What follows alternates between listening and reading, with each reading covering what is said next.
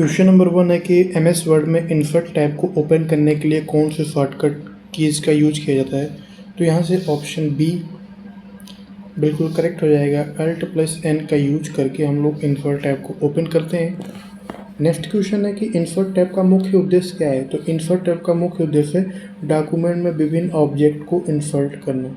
ठीक, next question है, अच्छा इसमें बात करें कि इंसर्ट टैब की सहायता से हम लोग क्या क्या कर सकते हैं। तो इंसर्ट टैब की सहायता से picture, table, header, footer, link आदि को डॉक्यूमेंट में इंसर्ट किया जा सकता है। ठीक, नेक्स्ट क्वेश्चन है कि इंसर्ट टैब के माध्यम से कौन सा कार्य किया जा सकता है। तो अभी बताया हमने कि पिक्चर इंसर्ट करने का काम कर सकते हैं, हेडर एंड फुटर को ऐड कर सकते हैं, हाइपरलिंक को भी जोड़ सकते हैं। तो यानी सभी, उपरोक्त सभी, यानी ऑप्शन डी करेक्ट हो जाएगा। इंसर्ट टैब में कुल कितने सेक्शंस होते हैं। तो इंसर्ट टैब में टोटल 7 सेक्शन होते हैं। सातों को देख लेते हैं। पेज, टेबल्स, इलस्ट्रेशन यानी चित्रांकन, links, header, footer and text तथा सिंबल्स। इंसर्ट टैब के अंतर्गत कौन सा सेक्शन शामिल नहीं है। तो पेज आ गया आपका, टेबल भी हो गया, सिंबल भी हो गया, लेकिन ये पैराग्राफ नहीं आता है, यानी ऑप्शन सी बिल्कुल सही हो जाएगा। इंसर्ट टैब के पेज ग्रुप में कितने विकल्प उपलब्ध होते हैं। तो ये आपके 3 विकल्प उपलब्ध होते हैं। कौन कौन सा, कवर पेज, ब्लैंक पेज और पेज ब्रेक। तो पेज ब्रेक करने की शॉर्टकट की क्या है। तो पेज ब्रेक करने की शॉर्टकट की है Ctrl+Enter। तो Ctrl+Enter प्रेस करके आप किसी भी पेज को ब्रेक कर सकते हो, 2 भागों में बांट सकते हैं। तो अगला क्वेश्चन यही है कि पेज ब्रेक इंसर्ट करने के लिए कौन सी शॉर्टकट की यूज की जाती है। तो ये आ जाएगा आपको Ctrl+Enter, ऑप्शन सी बिल्कुल करेक्ट हो जाएगा। नेक्स्ट क्वेश्चन है कि माइक्रोसॉफ्ट वर्ड में एक टेबल में अधिकतम कितने कॉलम्स बनाए जा सकते हैं। तो एक टेबल में अधिकतम 63 कॉलम बनाए जा सकते हैं। माइक्रोसॉफ्ट एमएस वर्ड में एक टेबल में अधिकतम कितने रोज हो सकती हैं। तो 32,767 रोज हो सकती हैं।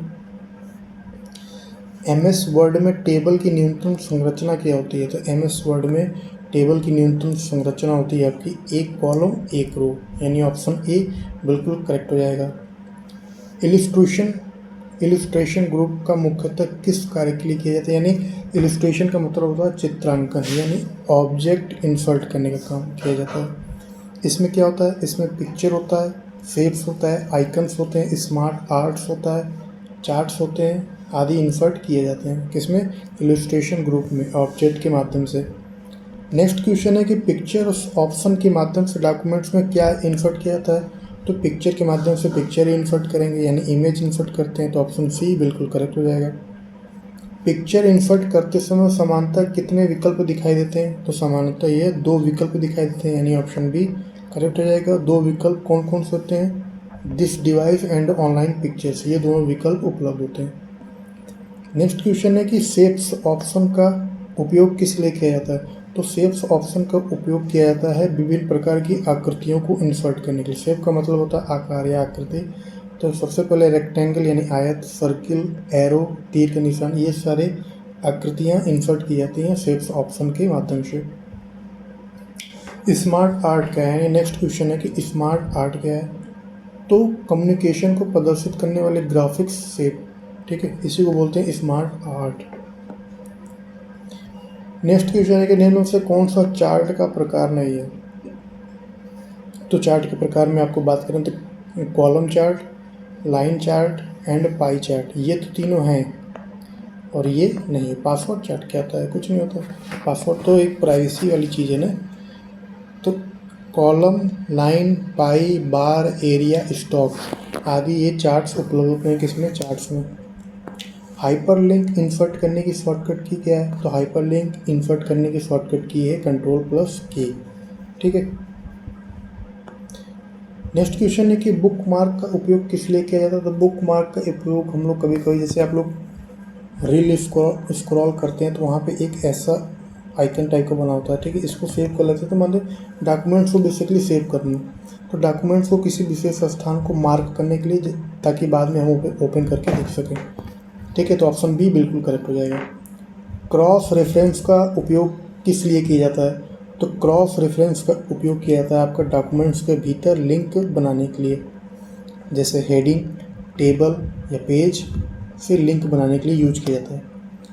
हेडर डॉक्यूमेंट्स के किस भाग में स्थित होता है? तो हेडर डॉक्यूमेंट्स के टॉप मार्जिन में स्थित होता है। तो हेडर डॉक्यूमेंट्स के सबसे ऊपर टॉप मार्जिन में स्थित होता है एमएस वर्ड के, ठीक है। नेक्स्ट क्वेश्चन है कि एमएस वर्ड में हेडर का डिफ़ॉल्ट टॉप मार्जिन क्या है? तो 0.5 इंच ये इसका टॉप मार्जिन है हेडर का।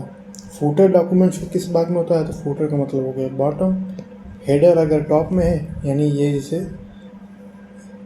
टॉप में क्या है हेडर, और बॉटम में क्या है, सॉरी फूटर, ठीक। इसका डिफ़ॉल्ट मार्जिन 0.5 होता है, और इसका कितना होता है?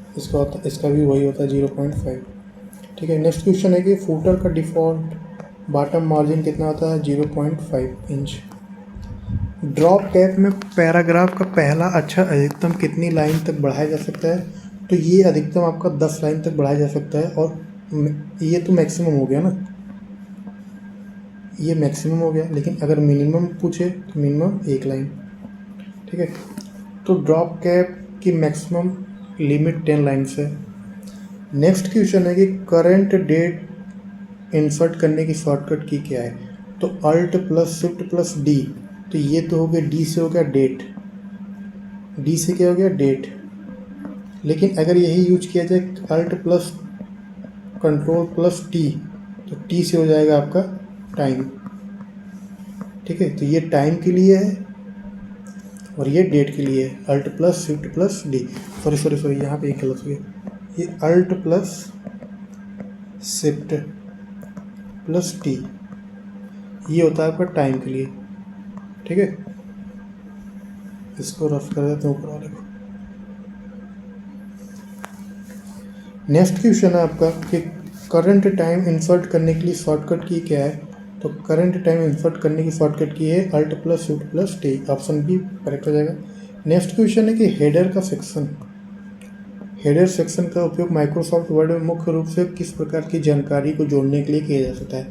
तो हेडर सेक्शन का उपयोग आपका अध्याय का नाम, टाइटल, पेज नंबर अथवा कोई संदेश जोड़ने के लिए, ठीक है। नेक्स्ट क्वेश्चन है हेडर सेक्शन का उपयोग माइक्रोसॉफ्ट वर्ड में मुख्य रूप से किस प्रकार की जानकारी जोड़ने के लिए किया जाता है? तो अभी हमने ये क्वेश्चन रिपीट हो गया है, तो ये आपका हो जाएगा सी, ऑप्शन सी। हेडर की ऊंचाई को किसके अनुसार बढ़ाया या घटाया जा सकता है? तो हेडर की ऊंचाई को आप पेज मार्जिन के हिसाब से घटा या बढ़ा सकते हैं। फूटर निम्न में से कौन सी जानकारी जोड़ी जाती है? तो फूटर में आपका चैप्टर नेम, पेज नंबर और कोई संदेश यानी एनी इन्फॉर्मेशन, ये तीनों ऐड किया जा सकता है किसमें? फूटर नोट्स में। तो यानी ऑप्शन डी बिल्कुल करेक्ट हो जाएगा। टेक्स्ट ग्रुप का मुख्य कार्य क्या होता है? तो टेक्स्ट ग्रुप का मुख्य कार्य क्या होता है? भाई टेक्स्ट है तो टेक्स्ट ऐड करने के लिए हो जाता है, किसी प्रकार के टेक्स्ट को इंसर्ट करने के लिए यूज होता है तो होगा, तो यानी ऑप्शन बी बिल्कुल करेक्ट हो जाएगा। नेक्स्ट क्वेश्चन है कि वर्ड आर्ट का उपयोग मुख्य रूप से किस लिए किया जाता है? तो टेक्स्ट को आकर्षक बनाने के लिए।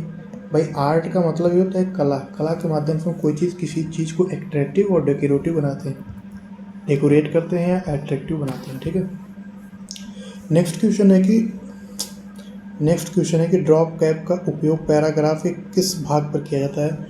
तो ये पहले अक्षर पे किया जाता है। इसका मतलब कहने का मतलब ये है कि पहले अक्षर को ना कैपिटल लेटर यानी बोल्ड बनाने के लिए किया जाता है। तो ड्रॉप कैप पैराग्राफ के पहले अक्षर को बड़ा प्रदर्शित करता है। ड्रॉप कैप में प्रथम अक्षर न्यूनतम कितनी लाइन तक हो सकता है? 1 लाइन। नेक्स्ट क्वेश्चन है ये क्या हो रहा है यार, डिजिटल सिग्नेचर जोड़ने के लिए इंसर्ट टैब में कौन सा विकल्प यूज किया जाता है? तो डिजिटल सिग्नेचर जोड़ने के लिए आपका सिग्नेचर लाइन यूज किया जाता है। वर्तमान स्थिति यानी करंट डेट जोड़ने का शॉर्टकट किया तो अभी हमने देखा था alt plus shift plus D, date है और टाइम के लिए टी हो जाएगा, तो ये हो जाएगा alt plus shift plus T. Next question की तरफ चलते हैं। सिंबल ग्रुप में मुख्य रूप से कौन से विकल्प होते हैं? तो सिंबल का मतलब ये होता है इक्वेशन और सिंबल। इक्वेशन ऑप्शन का उपयोग किस लिए किया जाता है? तो इक्वेशन ऑप्शन का उपयोग गणितीय सूत्र लिखने के लिए यानी मैथमेटिकल फार्मूला लिखने के लिए किया जाता है। सिंबल ऑप्शन का उपयोग किस लिए किया जाता है? तो सिंबल ऑप्शन का उपयोग विशेष चिन्ह इंसर्ट करने के लिए किया जाता है, जैसे ये आपका है पाई है आदि विशेष चिन्ह। इंसर्ट टैब में इलस्ट्रेशन ग्रुप के अंतर्गत निम्न से कौन सा विकल्प उपलब्ध होता है? तो शेप्स, स्मार्ट आर्ट, चार्ट और यानी कि ये तीनों होते हैं, तो इसका मतलब उपरोक्त तो सभी सही हो जाएगा। नेक्स्ट क्वेश्चन है कि डिजाइन टैब का मुख्य उपयोग किस लिए किया जाता है? तो डिजाइन टैब का मुख्य उपयोग डॉक्यूमेंट्स फॉर्मेटिंग और पेज बैकग्राउंड बदलने के लिए किया जाता है। डिजाइन टैब में मुख्य रूप से कितने कार्य बताए गए हैं, यानी कितने कार्य होते हैं? 2 प्रकार के कार्य होते हैं। एक तो होता है कि पेज बैकग्राउंड यानी कि वाटरमार्क, बॉर्डर और पेज कलर के लिए। दूसरा डॉक्यूमेंट्स फॉर्मेटिंग यानी कलर्स और फॉन्ट्स के लिए। थीम्स ऑप्शन किस टैब में उपलब्ध होता है? तो थीम्स ऑप्शन आपका डिजाइन टैब में उपलब्ध होता है। डिजाइन टैब में तरह तरह की थीम्स होती हैं, इसीलिए इसको थीम्स टैब में ऑप्शन में डाला जाता है। थीम्स ग्रुप में कुल कितने विकल्प उपलब्ध होते हैं? तो थीम्स ग्रुप में कुल मिला के 4 विकल्प उपलब्ध होते हैं, जिसमें थीम्स होता है आपका पहला, कलर्स होता है, फॉन्ट्स होता है और इफेक्ट्स, यानी टोटल 4 होते हैं थीम्स ग्रुप में। नेक्स्ट क्वेश्चन है कि कलर ऑप्शन का उपयोग किस लिए किया जाता है? तो भाई कलर ऑप्शन का उपयोग थीम के रंग को बदलने के लिए करेंगे आप लोग, तो ऑप्शन बी बिल्कुल करेक्ट हो जाएगा।